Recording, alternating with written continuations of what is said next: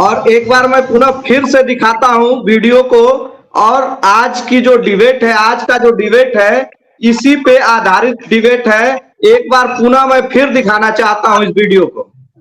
और जैसा कि मैंने परिचय की कड़ी में बता दिया कि मेरे साथ लालजी राजभर हैं, जो अखिल भारतीय राजभर संघ के जिला के अध्यक्ष हैं, और डॉक्टर रामानंद राजभर हैं, जो अखिल भारतीय राजभर संघ के राष्ट्रीय सचिव हैं, और भारतीय जनता पार्टी के संतोष चौहान जी हैं, जो क्षेत्रीय मंत्री हैं ओबीसी मोर्चा के। डिबेट को हम स्टार्ट करते हैं। उससे पहले की एक तस्वीर को मैं एक बार फिर दोबारा दिखाना चाहता हूं।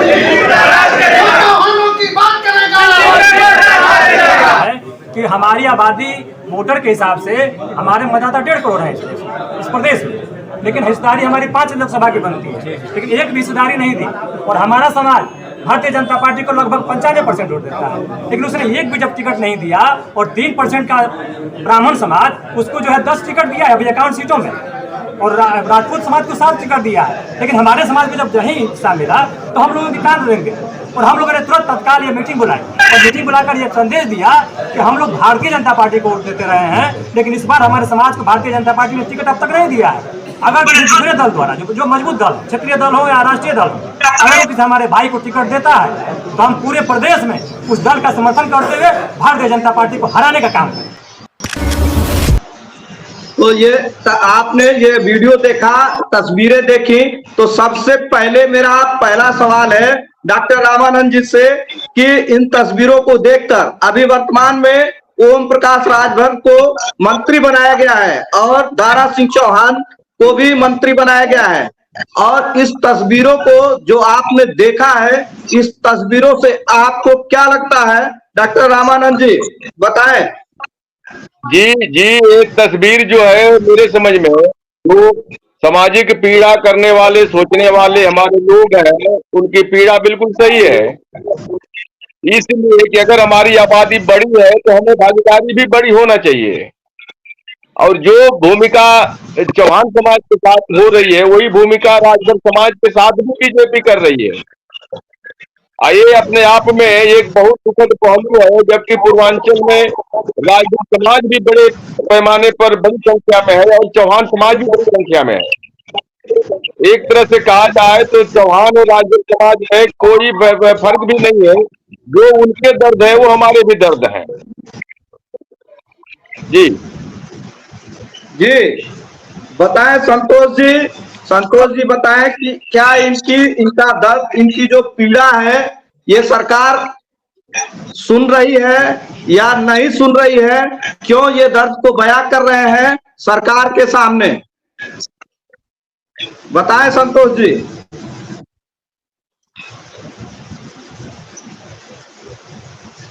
संतोष जी, आपकी आवाज आ नहीं रही है, म्यूट है, आपकी आवाज नहीं आ रही है, फोन में देखिए म्यूट, आवाज नहीं आ रही है संतोष जी, आपकी आवाज नहीं आ रही। माइक का एक ऑप्शन होगा, उसमें जाके म्यूट हटा दीजिए, माइक का एक ऑप्शन है। मेरी आवाज नहीं आ रही है संतोष जी। अरे अनम्यूट कर दिया मैंने, उसको अनम्यूट कर दिया है। हाँ, अब आवाज आ रही है, बताएं। सबसे पहले तो जितने भी लोग इस कॉन्फ्रेंसिंग जो है इसमें जुड़े हुए हैं, सबको मैं नमस्ते प्रणाम करना चाहूंगा। और अभी जो आपका वीडियो हमने देखा है, न्यूज मीडिया में काफी चीजें चल रही हैं। मैं क्योंकि संगठन का काम होता है, जैसे जो सामाजिक संगठन है उनका काम होता है समाज का, जैसे हमारे चौहान समाज का संगठन है वैसे राजभर समाज का, या अन्य जितने भी समाज, जितनी भी जातियां हैं पूरे देश में या प्रदेश में, सबके अपने अपने संगठन है, सब लोग अपने अपने स्तर से लड़ाई लड़ते हैं और सबकी अपनी मांग होती है। लेकिन मैं भारतीय जनता पार्टी का एक जिम्मेदार पदाधिकारी हूँ, और रही बात, हम लोग कोई अनर्गल प्रभाव नहीं कर सकते। उसके पीछे क्या, हम जिस पार्टी में काम करते हैं उसकी विचारधारा से हम जुड़े होते हैं। हमारी पार्टी जो हमें सिखाती है, हम राष्ट्र सर्वोपरि के लिए काम करते हैं। तो इन सब चीजों पे मेरा कोई मतलब नहीं है। और रही बात चौहान समाज की, तो भारतीय जनता पार्टी ने चौहान समाज को जिस तरह से सम्मान देने का काम किया है, आज तक किसी भी राजनीतिक दल ने नहीं दिया। अभी देखिए आप कि हमारे जो घोसी से पूर्व में विधायक रहे, मंत्री रहे, आदरणीय महामहिम जी, जिनको अभी पूर्व में बिहार जैसे जो टेक्निकल प्रदेश था उसका राज्यपाल बनाया, उसके बाद जो है उनको मेघालय राज्य का राज्यपाल बनाया गया है। उनके ही सुपुत्र को मधुबन से विधायक का टिकट दे के भारतीय जनता पार्टी ने विधायक बनाया। अभी तुरंत आपको देखें, अभी चुनाव हारने के बाद जो है पूर्व में हमारे दल को छोड़ चुके और वर्तमान में हमारे पार्टी में एमएलसी बना के आदरणीय दारा सिंह चौहान जी को कारागार मंत्री बनाया। तो देखिए भारतीय जनता पार्टी आज के डेट में बहुत बड़ी चीजें हो चुकी है। बहुत पार्टी में बहुत कार्यकर्ता बहुत सारे दलों के भी आ चुके हैं। सबको समाजित करना है, सबकी इच्छा पूरी नहीं हो सकती, हर व्यक्ति की अपनी इच्छा है। कार्यकर्ता भी जिस भी दल के हैं, सबको सांसद विधायक बनने की इच्छा है। तो लाखों करोड़ों में कोई एक सांसद विधायक बनेगा, और इस तरह की बातें करना ठीक नहीं है। ये मैं गारंटी के साथ कह रहा हूँ कि भारतीय जनता पार्टी जिस तरह से सबका साथ, सबका विकास और सबके प्रयास की बात कर रही है, ये बहुत सराहनीय है। बाकी जो दल है वो अपना काम कर रहा है। भारतीय जनता पार्टी निश्चित रूप से सब समाज को साथ लेके चल रही है। संतोष जी, क्या उनका ये कहना गलत है? क्या उनका कहना ये गलत है ओम प्रकाश जी का कि इस समय वर्तमान में भारतीय जनता पार्टी ने चौहान बिरादरी में किसी को भी टिकट नहीं दिया है, एक भी टिकट नहीं दिया है? देखिए ये जो पार्टी का शीर्ष नेतृत्व हमारा बैठा हुआ है ना, टिकट घोषी में वीडियो का प्रेस कॉन्फ्रेंस करने से टिकट नहीं मिलता है। और पार्टियां जो है, हमारा शीर्ष नेतृत्व है, हमारा शीर्ष नेतृत्व तय करता है कि किसको चुनाव लड़ाना है, किसको टिकट देने से चुनाव जीतेगा। हमको हमारे देश के जो प्रधानमंत्री जी हैं, वो आज बहुत बड़े मिशन पे काम कर रहे हैं। आपने देखा होगा कि भारतीय जनता पार्टी ने जिस तरह से लगातार जो है, जो हमारे घोषणा पत्र में जो बातें रही, लगातार उस पर अमल कर रही है। तो हम यहाँ जातियों में क्यों लड़ रहे हैं? हमको देश देख के चलना है। हमारे ऊपर जो हमारा नेतृत्व बैठा हुआ है मोदी जी, वो सबको देख रहे हैं। समय आने पे देखिए चीजों को, पहली बार चौहान समाज के जितने भी लोग लड़ रहे हैं, कर रहे हैं, मैं उनसे पूछना चाहूंगा कि आप किसको टिकट मांगेंगे, कौन किसको टिकट, कोई भी दल किसको टिकट देगा? पहला तो सवाल यह है। अभी भारतीय जनता पार्टी की बात कर लीजिए, जितने भी कार्यकर्ता जिले में, मैं मऊ जिले की बात कर रहा हूँ, मऊ जिले में जितने भी कार्यकर्ता हैं, जो थोड़ा सा भी पार्टी में जिसकी सक्रियता है, पार्टी ने उसको उसकी क्षमता और योग्यता के अनुसार दायित्व देकर सम्मान दिया हुआ है। भारतीय जनता पार्टी के जिले में लाखों कार्यकर्ता है, लाखों आदमी विधायक और सांसद तो नहीं बन सकते ना। हर समाज के लोग, हर व्यक्ति सोचता है कि हमको सांसदी का, विधायकी का टिकट मिल जाए, लेकिन ऐसा संभव नहीं है। कहीं ना कहीं जो है सबको बराबर मौका मिलना चाहिए। अगर हमारे शीर्ष नेतृत्व ने अगर कुछ तय किया है, आगे भी जो तय करेगा, हम एक कार्यकर्ता होने के नाते पूरी जिम्मेदारी से कर रहे हैं कि हम भारतीय जनता पार्टी के सिद्धांतों का अनुपालन करते हुए, हमारी पार्टी हमें जो भी दायित्व देगी, जहां भी काम करने को कहेगी, हम एकदम कटिबद्ध हैं। हम अनर्गल के प्रलापों में नहीं पड़ेंगे, क्योंकि हम इस तरह की राजनीति नहीं करते हैं। हम सबके साथ सबके विकास की बात करते हैं। अभी जो लोग सिर्फ चौहान की बात कर रहे हैं, मैं उनसे पूछना चाहूंगा कि सिर्फ आप चौहान के बल में घोसी में कोई चुनाव जीत सकते हैं क्या? जो राजभर की बात करता है, किस सिर्फ राजभर बिरादरी के, या जो अन्य यादव बिरादरी या जो किसी राजपूत बिरादरी की बात करता है, कोई अन्य एक जाति किसी के बल पे चुनाव जीत सकती है क्या? इस तरह की बातें नहीं होना चाहिए, और इस तरह की बातें ठीक नहीं है। सवाल, अगर भारतीय जनता पार्टी सबका साथ सबका विकास करती ही है, तो केवल एक सांसद विधायक मंत्री बना देने से उस समाज का विकास नहीं होता। अगर संविधान की प्रस्तावना में इस भारत के सभी जातियों का, सभी मूल लोगों का विकास करने का अगर सिस्टम बना हुआ है, तो निश्चित तौर पर भारत सरकार को या राज्य सरकार को इस विषय में सोचना चाहिए। ओम प्रकाश चौहान जी, एक बार परिचय सबको करा दूं, इसलिए काफी लेट से आप आए हैं,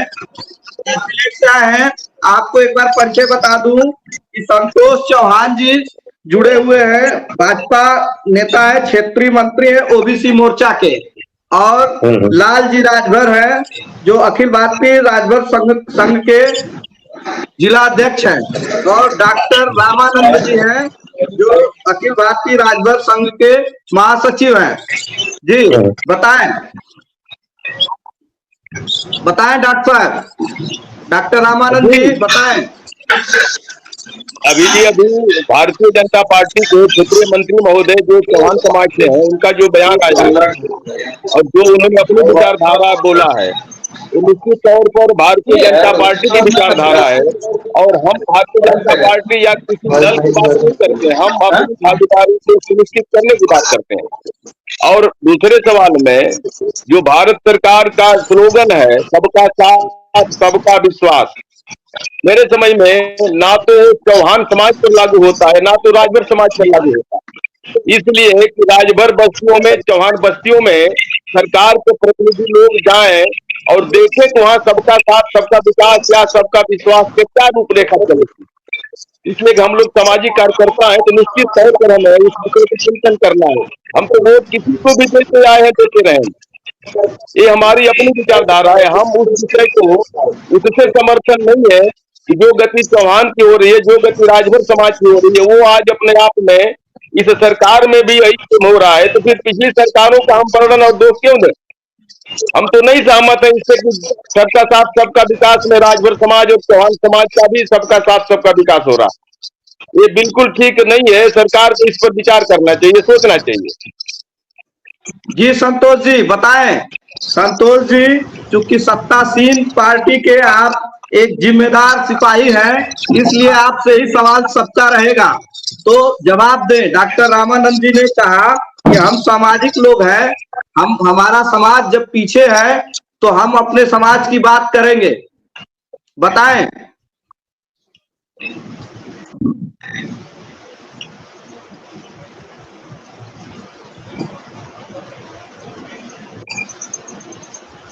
जी बताएं।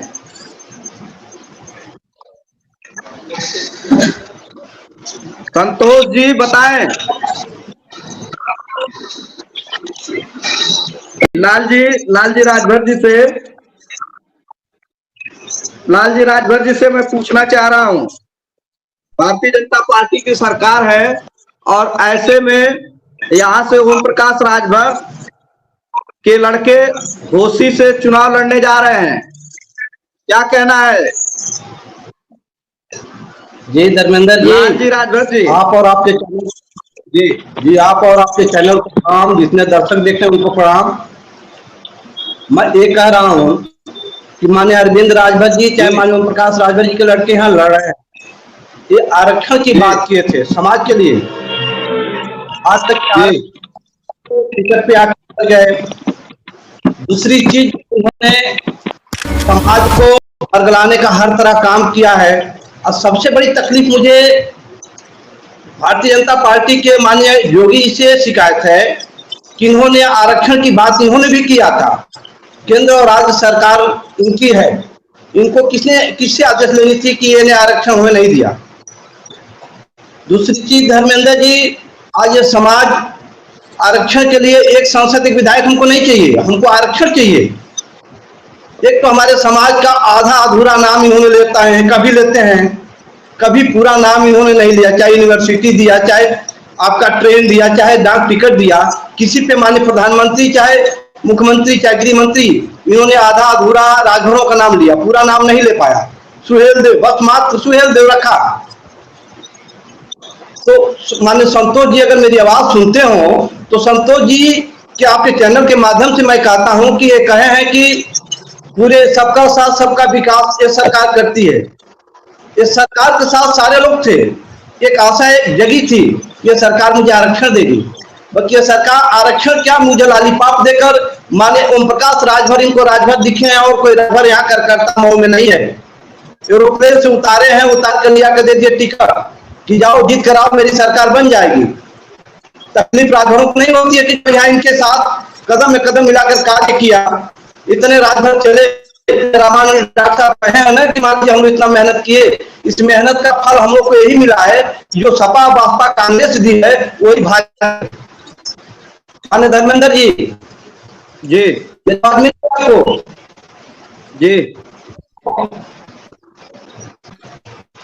माननीय धर्मेंद्र जी आवाज मिले में आ रही आवाज आपकी आ रही है, बताएं। आवाज मिल रही है मेरी? हाँ बिल्कुल मिल रही है। तो आरक्षण की बात आप कर रहे हैं, आरक्षण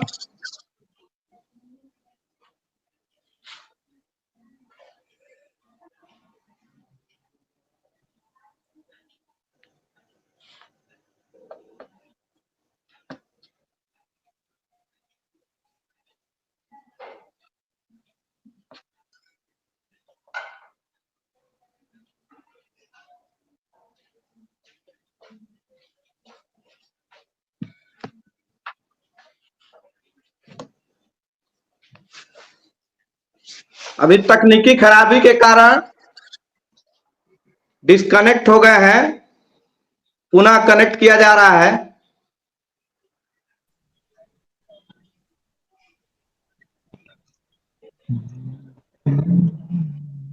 जी संतोष जी।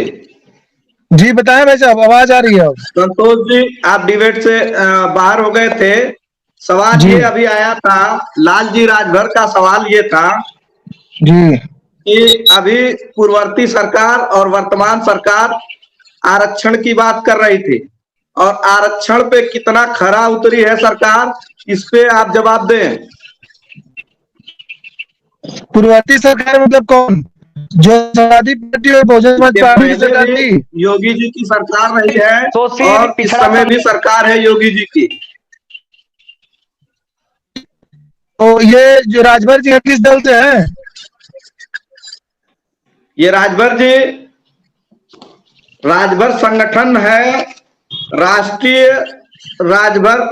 अखिल भारतीय राजभर संघ के जिला के अध्यक्ष हैं ये।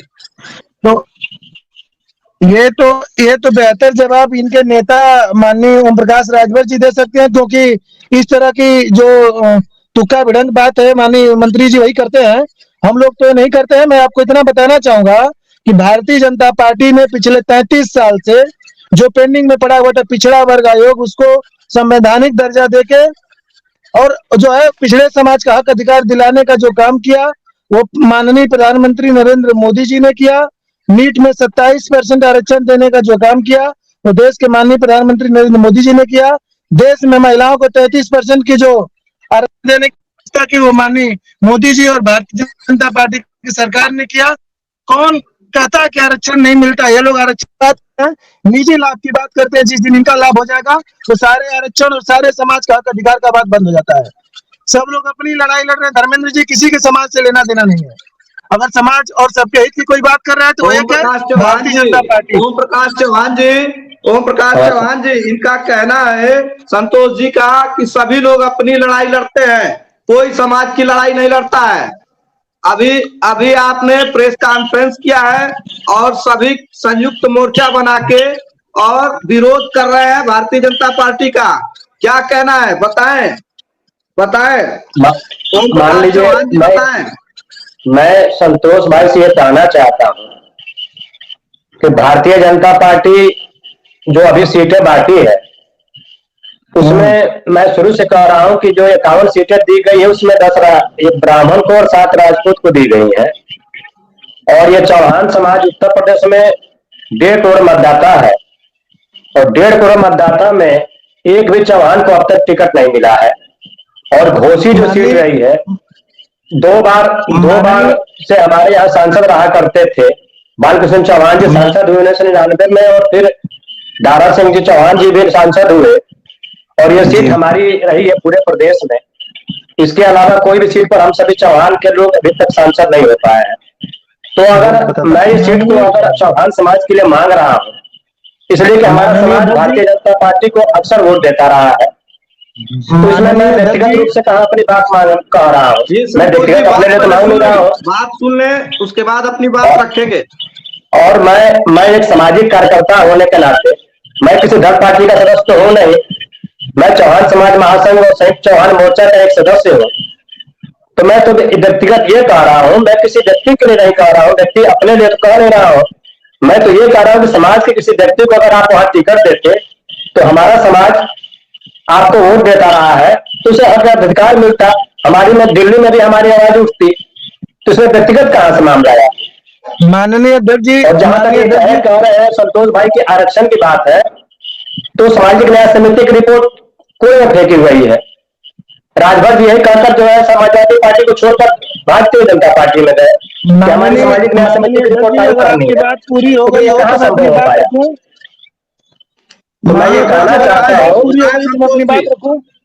हाँ बिल्कुल रखें। माननीय अध्यक्ष जी, देखिए पहली बात तो ये समझिए कि आप जिस घोषित सीट की बात कर रहे हैं, सीट किसी की होती नहीं है। जनता जिसको चुनती है वो सरकार में जाता है। और आपको पता होना चाहिए कि जो पिछली बार जिन 2 महाशयों का आपने नाम लिया है वो किस पार्टी दल से थे और यहाँ पे भारतीय जनता पार्टी, अब भारतीय जनता पार्टी से ही क्यों कह रहे हैं? आप सभी दलों से कहिए ना, भारतीय जनता पार्टी इसको करें। भारतीय जनता पार्टी को मैं पहले भी कह चुका हूँ कि भारतीय जनता पार्टी परिवार बहुत बड़ा हो चुका है और टिकट वितरण का काम भारतीय जनता पार्टी का शीर्ष नेतृत्व करता है। हम कार्यकर्ता हैं, भारतीय जनता पार्टी का झंडा ढोने और झोला बस्ता उठाने और दरी बिछाने का काम करते हैं। हमारा शीर्ष नेतृत्व हमें जो आदेश देगा, हम उसको जो निर्देश मिलेगा, हम उसके कार्यकर्ता हैं, काम करेंगे। रही बात टिकट की, तो आप जिन भी दलों की बात करते हैं, उन दलों में अगर कोई सांसद विधायक बनेगा तो उनके बहू बनेगी, बेटे बनेंगे, बेटे का बेटा बनेगा, किसी का भतीजा बनेगा, कोई रुपया बैग में लेके जाएगा तो वो बनेगा। लेकिन मैं आपको भरोसा दिलाता हूँ माननीय अध्यक्ष जी कि मैं जिस दल पार्टी में काम करता हूँ, इस दल पार्टी में अभी आपने देखा होगा कि घोसी से एक सब्जी बेचने वाले के बेटे को भारतीय जनता पार्टी ने, जो अभी झंडा बांध रहा था पार्टी का, उसको उठा के विधायक बनाने का काम किया। हमारे ही समाज के आदरणीय महामहिम जी को उठा के बिहार जैसे टेक्निकल प्रदेश का महामहिम बनाया। तो जो भारतीय जनता पार्टी ने दिया उसको भूलना नहीं है, हमारी भी तो जिम्मेदारी है। अभी मधुबन से हमको विधायक बनाया तो हम, और आप दूसरी चीज, आपने जो कहा कि उत्तर प्रदेश में 1.5 करोड़ की आबादी है, मैं आपकी बात का खंडन करता हूं। आप लोग समाज को बांटने का काम न करें। पूरब से लेकर पश्चिम तक और उत्तर से लेकर दक्षिण तक पूरे उत्तर प्रदेश में 4 करोड़ से ज्यादा चौहान है। आप लोग क्या करते हैं, तमाम संगठन बना के, पश्चिम का चौहान कहता है कि मैं ठाकुर हूँ, मैं राजपूत हूँ, पूरब का चौहान कहता है कि मिलोनिया हूँ। अभी गोरखपुर साइड का चौहान चले जाइए तब उसको बोलेंगे कि एससी है। तो आप लोग चौहान को बांटने की बात क्यों करते हैं? चौहान को एक जगह एक मंच पे लाइए और आप देखिए, अगर सिर्फ चौहान की बात करेंगे तो भारतीय जनता पार्टी ने चौहान टाइटल वाले कम से कम यहाँ पे 5-7 विधायक जो मेरी जानकारी में है।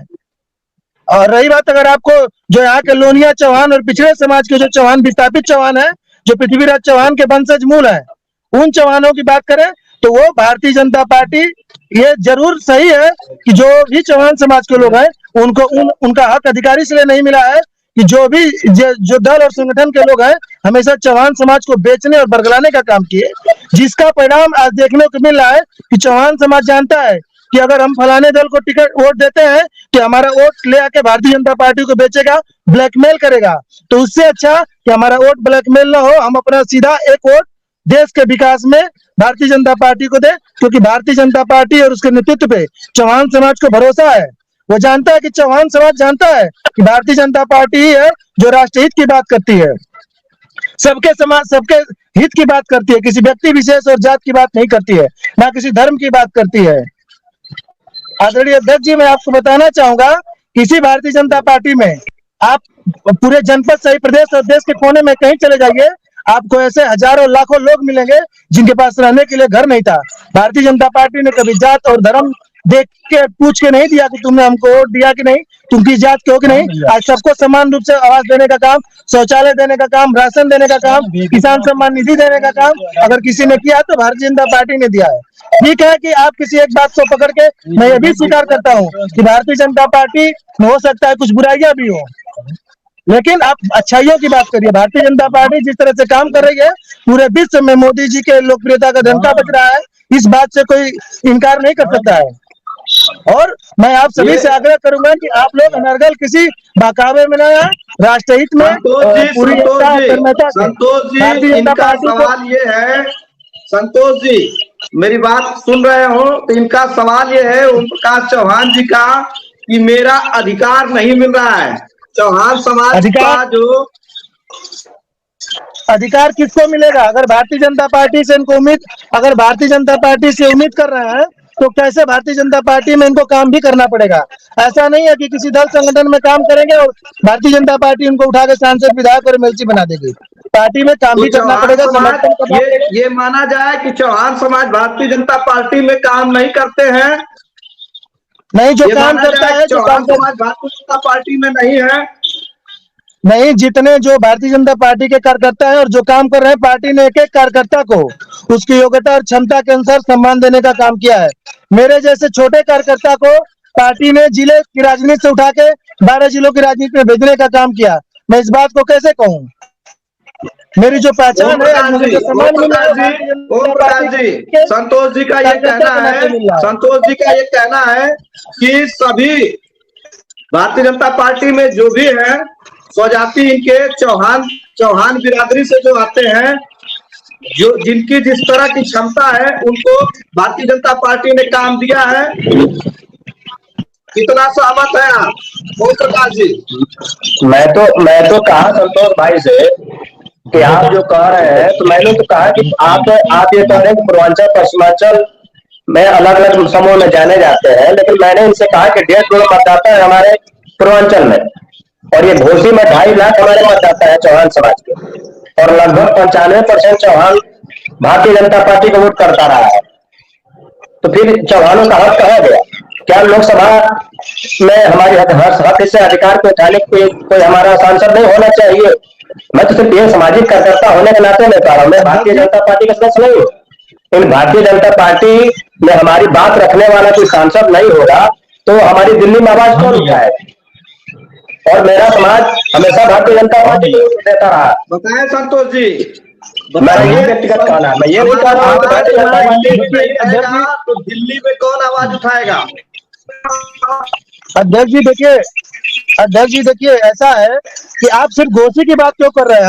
हमारा जो है जिस विधानसभा में उठा लीजिए, चौहान बाहुल्यता में है, चाहे आजमगढ़ लोकसभा की बात कर लीजिए, लालगंज लोकसभा की बात कर लीजिए, सलेमपुर की बात कर लीजिए, गाजीपुर की बात कर लीजिए, आप क्यों नहीं तैयारी कर रहे हैं? अगर आपको लग रहा है कि आपका समाज आपके साथ है तो एक मंच पे एक बार ताकत दिखाइए।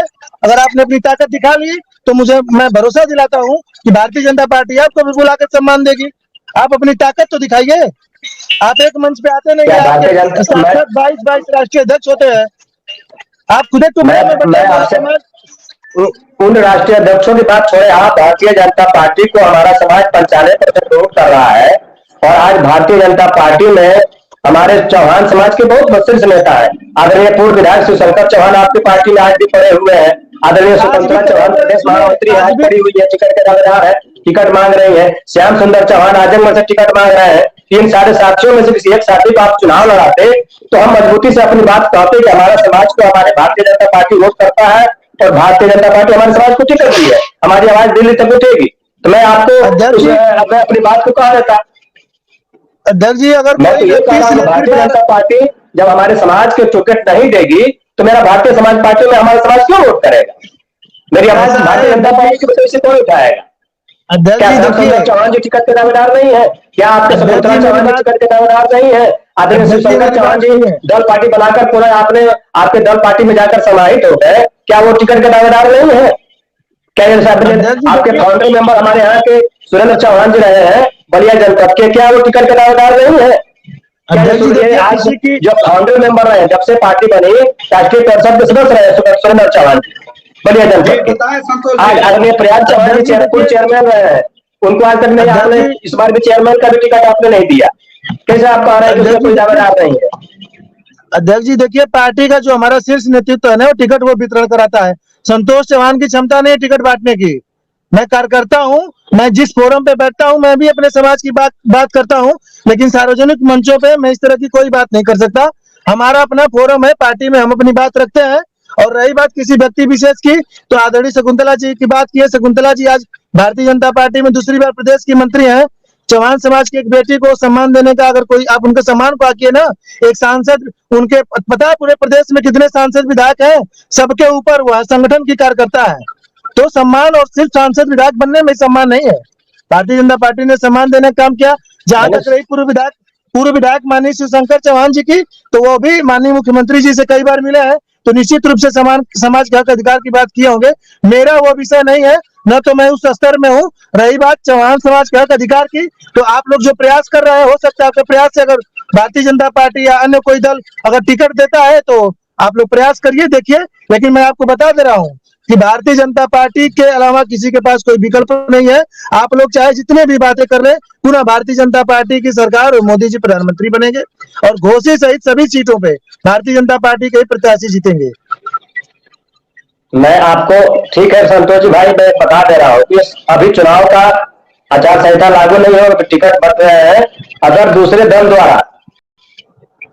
द्वारा अगर हमारे समाज के किसी भाई को सांसद का टिकट मिलता है तो चौहान समाज महासंघ और संयुक्त चौहान मोर्चा, मैं आपको बता दे रहा हूँ, कल आप ये गिनती करा लीजिएगा। गिनती के बाद आपको पता चल जाएगा कि चौहान समाज जो आपको वोट देता रहा है, इस बार लगभग पूरे प्रदेश में आपको सब वोट नहीं देगा, और उस दल पार्टी को वोट देने का काम करेगा अगर दूसरे पार्टी ने इसको वोट दे दिया। टिकट दे दिया तो ये मैं आपको विश्वास दिला दे रहा हूँ। जनता जनार्दन है, जनता तय करेगी। लेकिन मेरा जो भरोसा है, जनता की जो आवाज है, वो अभी परिणाम दिखने लगे हैं। और पूरी जनता मोदी में हुआ है, पूरा देश में।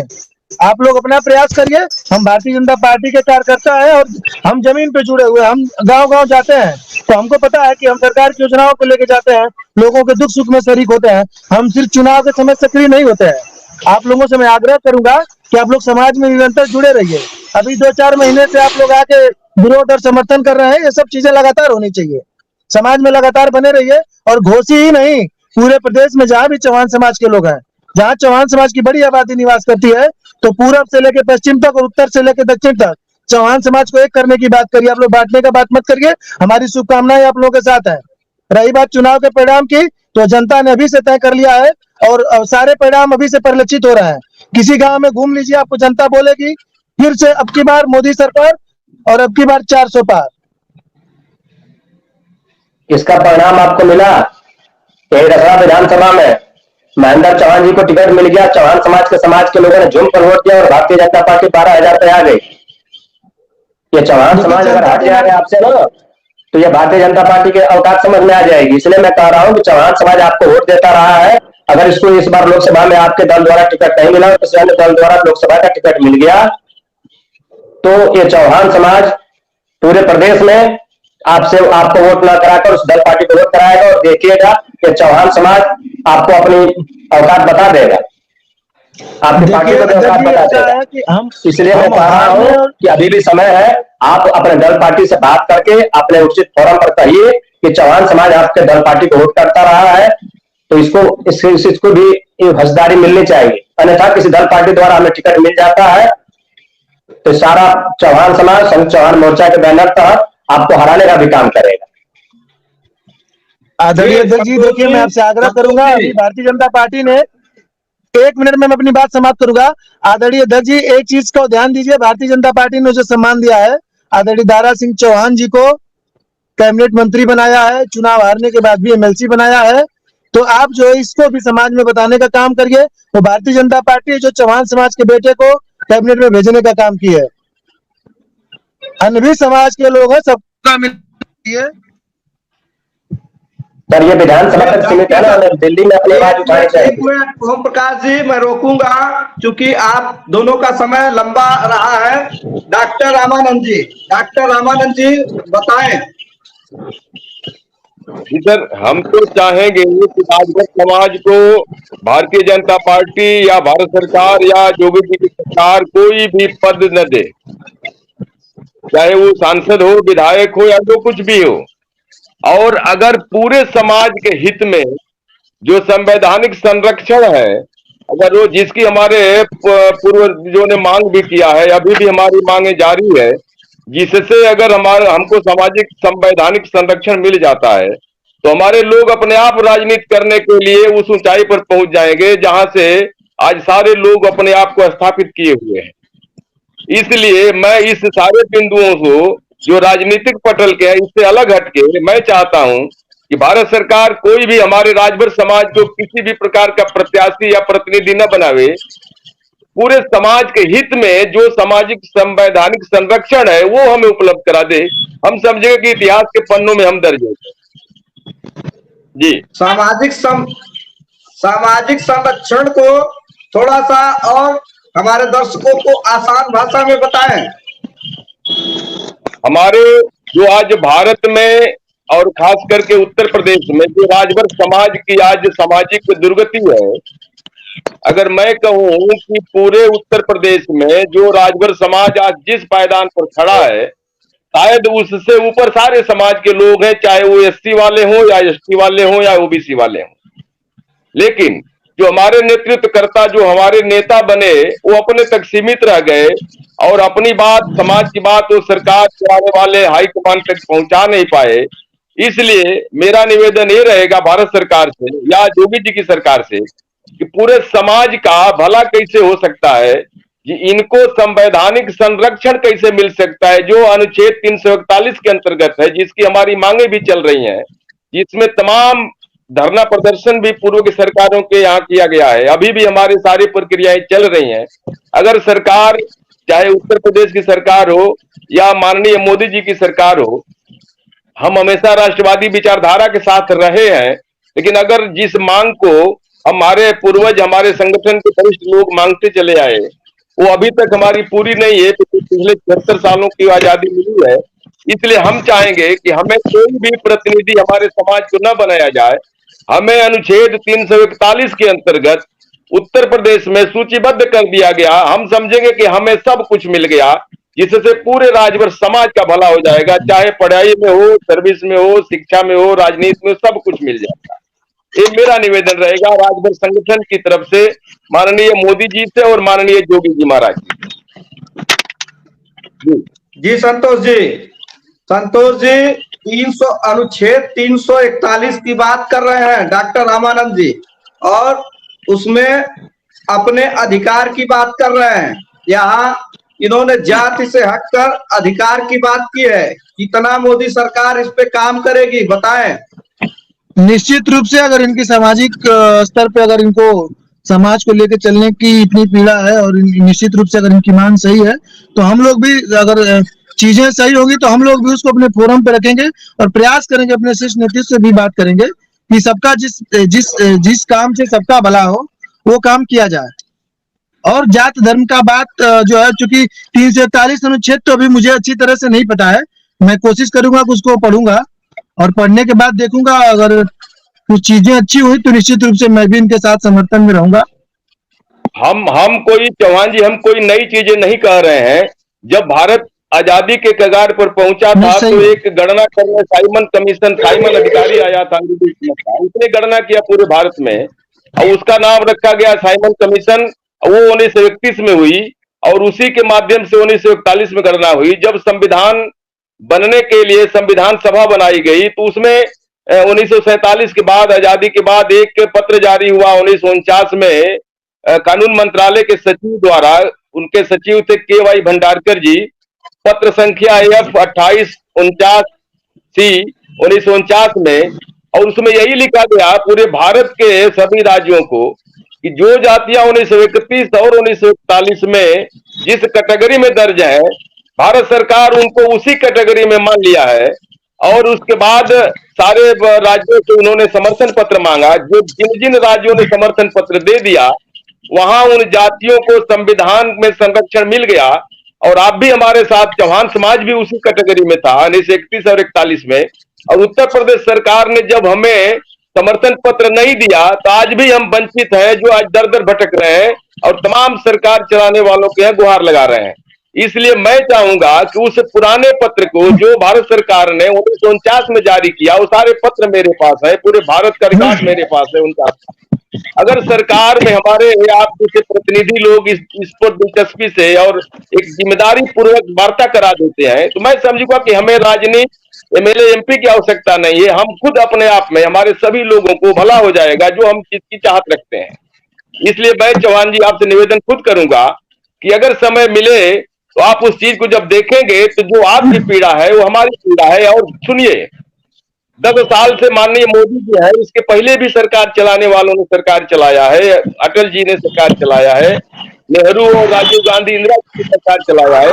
हम लोग इस जमाने में अशिक्षित थे, इस तरह से हमारी कोई जानकारी नहीं थी, चाहे आपके समाज की हो या हमारी समाज की। लेकिन आज जब हम लोगों ने भी संविधान को पढ़ा और संविधान के अनुच्छेद 15/4 और अनुच्छेद 16/4 में जो दर्ज व्यवस्थाएं हुई, जिसके आधार पर आप फॉरवर्ड को, सामान्य जाति को 10% आरक्षण लागू करा दिया, भारत सरकार ने करा दिया, यहाँ तक कि लोकसभा राज्यसभा में पारित भी करा दिया, जो एकदम अवैधानिक है। और इस समाज को जिनको मिलना चाहिए उनको टच भी नहीं किया गया। ये हमारी पीड़ा है।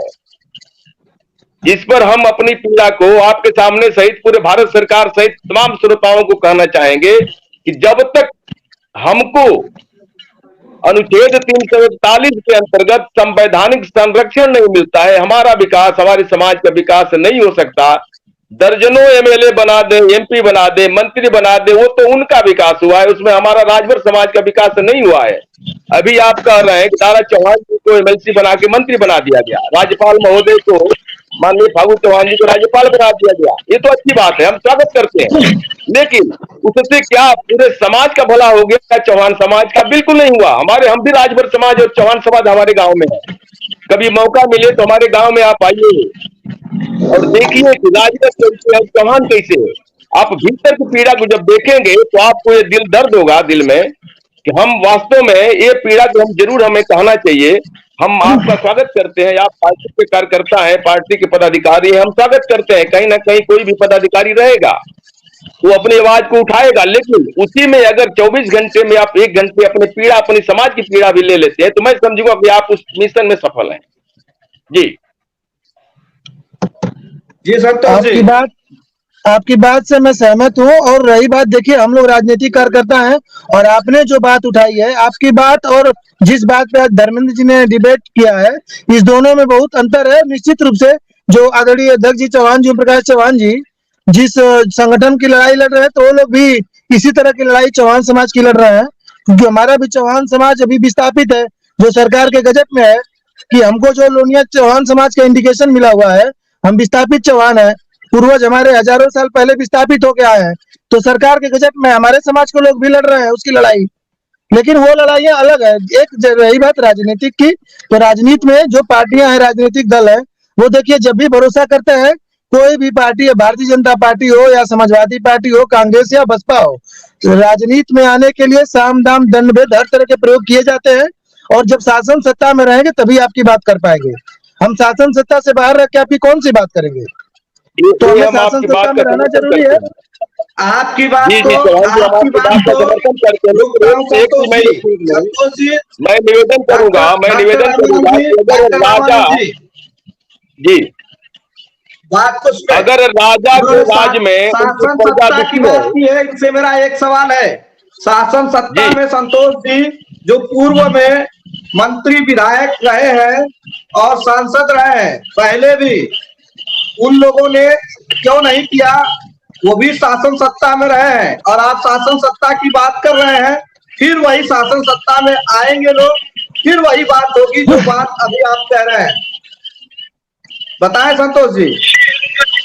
तो देखिए धर्मेंद्र जी वो करेंगे, अगर धर्मेंद्र जी देखिए सोच की बात है, हमारे कलम में ताकत है तो हम क्या करेंगे, हम अपने अधिकार, अपनी सोच को हम प्रदर्शित करेंगे।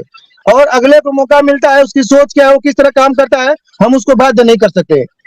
लेकिन मैं जिस दल पार्टी में हूँ, मैं उसके भरोसे काम कर रहा हूँ। उस भारतीय जनता पार्टी में ताकत है कि किसी कार्यकर्ता को घर से उठा के उसको राज्यसभा और विधानसभा, विधान परिषद भेजने का काम करती है। तो जिस दिन हमको हमारी कलम में ताकत मिलेगी, उस दिन हमारे मन में क्या है, उस दिन हम दिखाएंगे। आपसे व्यक्तिगत सवाल इन लोगों का नहीं है संतोष जी, आपसे व्यक्तिगत सवाल नहीं है। इस बात को समझने की कोशिश करिए।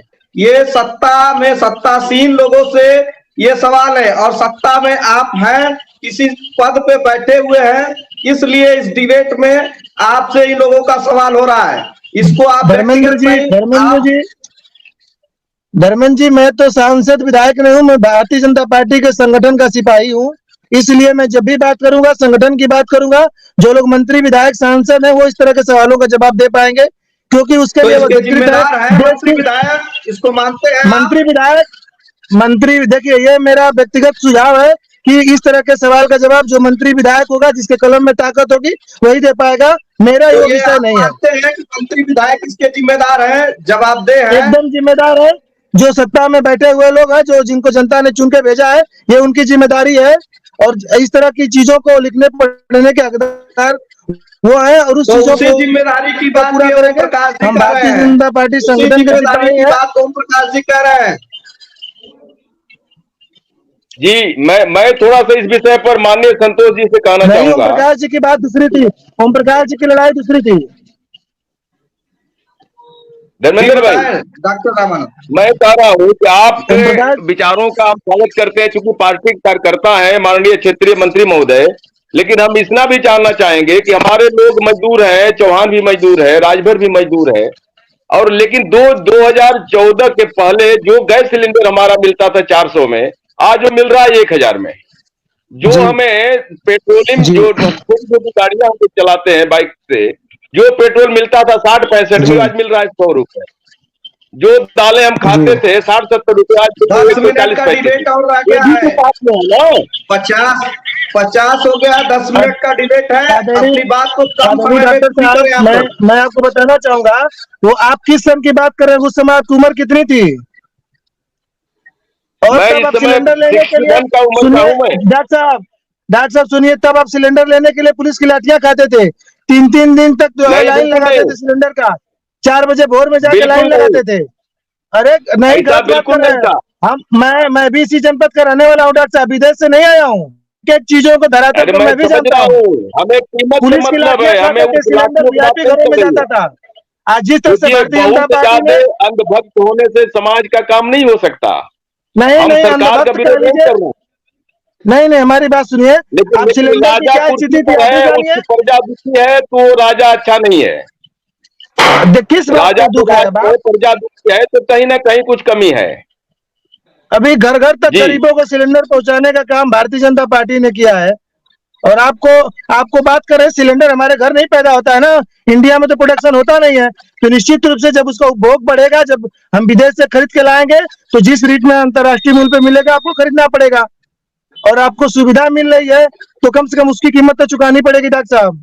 आपको आपको पेट्रोलियम में जो विदेशों से आ रहा है और जो भारत में जी, कमीशन दिए जा रही है, इस पर भी आपको फोकस करना चाहिए कि और पेट्रोल डॉक्टर पंप साहब जो कितना लेता है, मिनिस्ट्री कितने लेती है और कितना में डॉक्टर आता साहब है। सुन लीजिए, और जो आपको अच्छी सड़कें मिल रही है, 24 घंटा बिजली मिल रही है, पहले इसी मऊ के अगर आप रहने वाले हो तो मैं आपको एक चीज बताना चाहूंगा कि कुछ समय पहले के यहाँ पे एक विधायक हुआ करते थे, माफिया थे, और एक स्थिति रहती थी कि जनपद में एक ट्रांसफार्मर लग जाता था तो रिक्शा पे घुमा के बैठ के माइक लगा के अनाउंस किया जाता था कि गरीबों के रहनुमा, मुसलमानों के मसीहा, गरीबों के मसीहा, 100 केवीए का ट्रांसफार्मर मोहल्ला मलिक ताहिरपुरा में लगाया। आज ये भारतीय जनता पार्टी बिना शोर शराबा किए आपको डबल रेल लाइन, इलेक्ट्रिफिकेशन, दोहरी घाट से इंदारा तक रेलवे लाइन, ये अच्छी सड़कें, अच्छी बिजली, इस तरह की जो चीजें मिल रही है कहाँ से आएंगी? किसानों के खाते में जो है हर महीने जो सम्मान निधि का पैसा दिया जा रहा है, तो वो सब चीजें कहाँ से आएगी?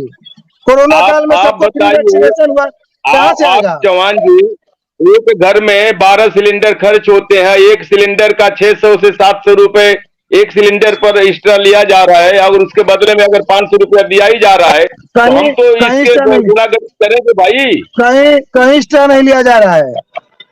और अरे तो ये भाई अब